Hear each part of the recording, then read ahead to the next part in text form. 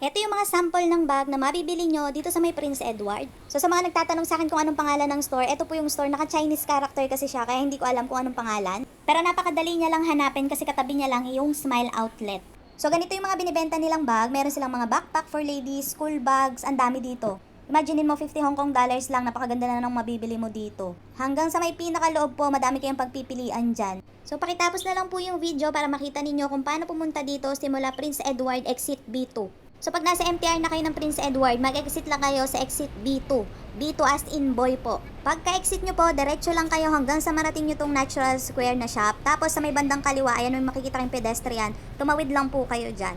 Pagkatawid nyo naman po, lagpasan nyo lang ng konti itong building na to. Itong garbage collection point yata to. Tapos ayan may makikita kayong mga nag-U-turn na sasakyan. Pwede kayong dumaan dyan sa kabilang side. So ingat-ingat lang po kayo sa pagtawid, make sure lang na walang nag-U-turn na sasakyan. So ayan, kapag ka nalagpasan nyo na to, turn left lang kayo. Ayan, makikita nyo yung 7-Eleven, matatanaw ninyo.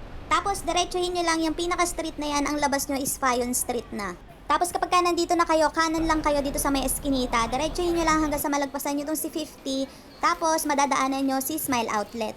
Kapag nandito na kayo kay Smile Outlet, ayan, kasunod niya na lang yung bilihan ng mga murang bag dito sa may Prince Edward. So ayun lang, enjoy shopping mga mare!